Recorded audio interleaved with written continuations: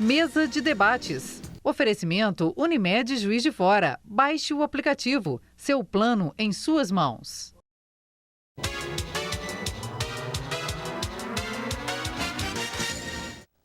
Estamos de volta para esse que é o segundo bloco do nosso programa de hoje. O Sérgio tinha feito uma pergunta.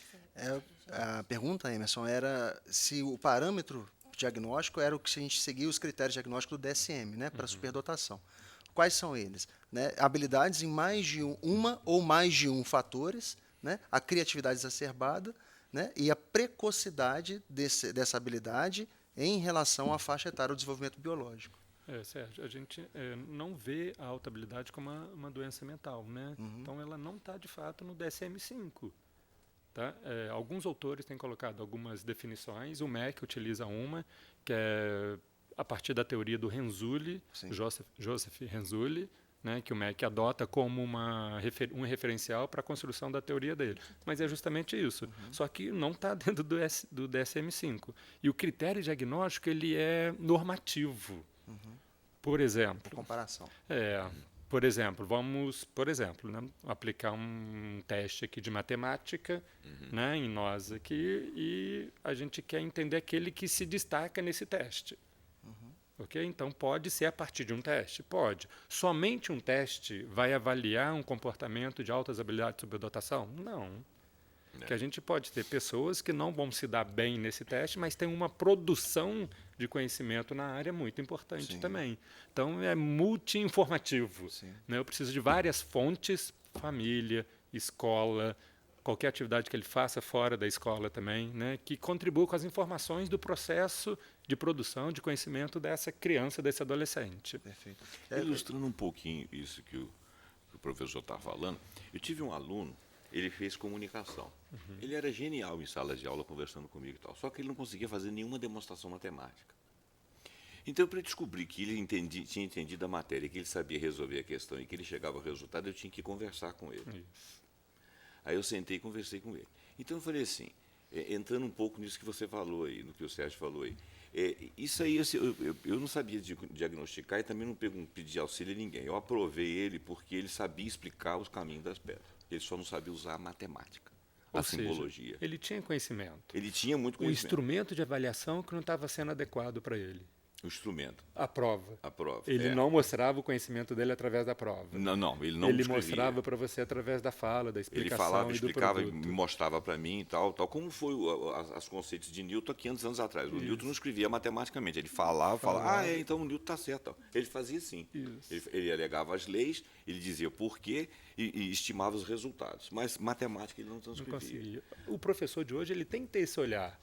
Muitas vezes a gente tem uma prova, né, como um teste. A prova é um teste, como se fosse um teste de QI, né, de um conhecimento específico. Muitas vezes um aluno, adolescente, a criança não vai se dar bem com esse teste. Mas pelo lado mas da ele tem conhecimento. E pelo lado da psicologia, ele seria avaliado como? Ele tinha uma deficiência aí? Como é que eu... Não, é uma característica dele, do desempenho acadêmico dele. Como que eu posso explicar? Ele não desenvolvia. Ele tinha uma facilidade, uma espontaneidade de falar melhor do que escrever. Então, a função cognitiva dele, né, era mais expressada, se eu puder falar assim, né, mais simplesmente, pela forma do falar e não do escrever e tudo. É como se fosse um artista falando um conceito através de uma obra de arte. Uma obra de arte, nossa.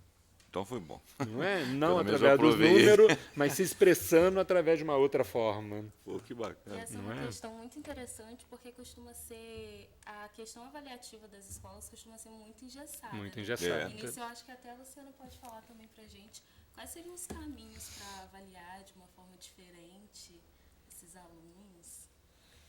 Gente, o caminho, vou colocar de novo, é a formação e o trabalho em rede mesmo. Então, quando a gente tem um aluno dentro da sala, seja com altas habilidades, seja com deficiência, seja com dificuldade de aprendizagem, eu acho que tem que começar lá na escola, a equipe da escola, que esse aluno é de todos, a pensar quais estratégias e ações para dar melhoria no processo de aprendizagem desse aluno.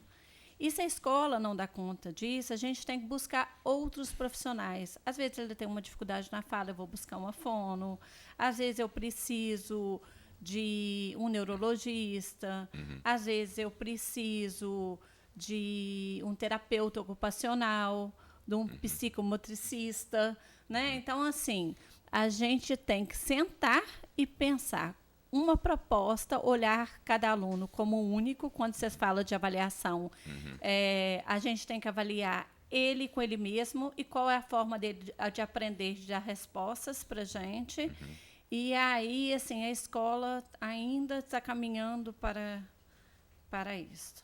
A rede quer dizer ter uma série de profissionais interligados para cuidar de indivíduos e de alunos. É isso que quer dizer Isso, a eu acho que palavra até um rede? pouco atrás, até um pouco atrás, a gente acessava muito pouco essa rede. Por exemplo, eu trabalho na Estácio e trabalho como supervisora de políticas públicas de acolhimento na prefeitura. Então, assim, são crianças que estão na rede.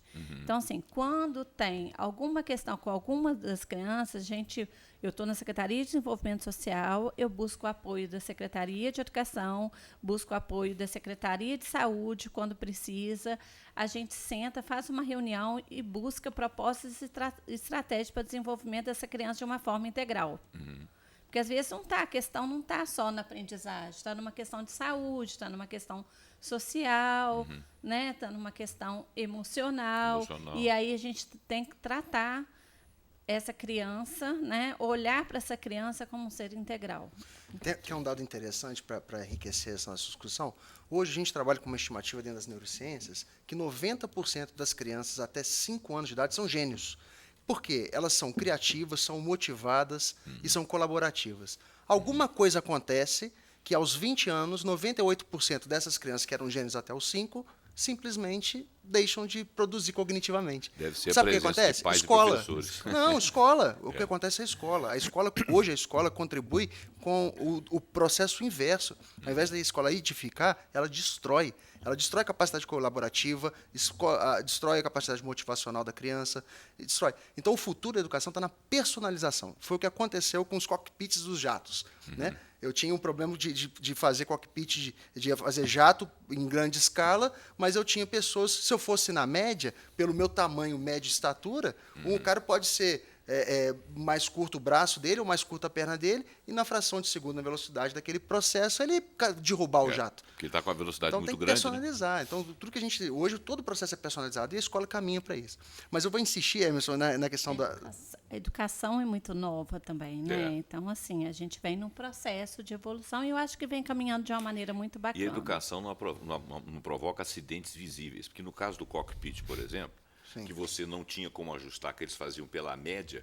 Então, se você tinha que pegar um manche lá, por exemplo, a média dos braços era tantos centímetros. Depois isso foi mudando com as gerações. Aí o cara custava 1 segundo para poder acessar o manche e caiu o avião, porque a velocidade era de 900 km/h.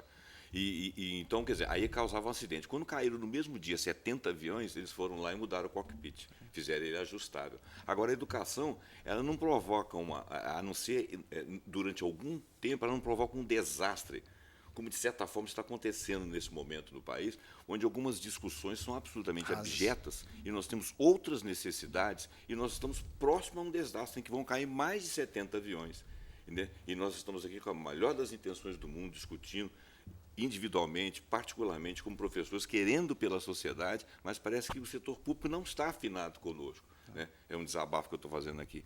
Porque eu acho muito bonito isso que nós estamos discutindo aqui, mas quantos nos acompanham? Né?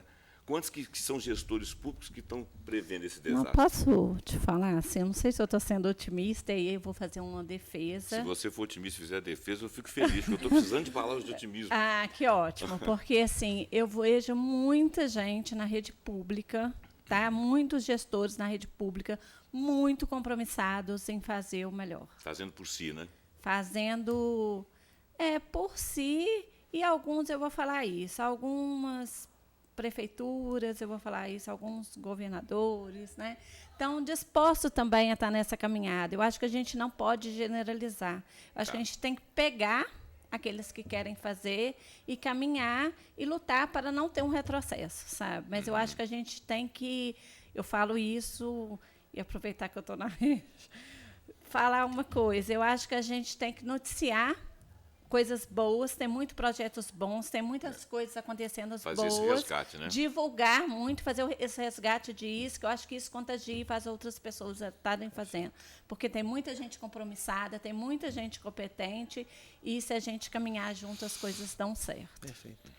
Eu queria só retomar a questão que a gente vinha conversando sobre o aspecto da superdotação, porque o seu contrário é neuroplasticamente evidenciado.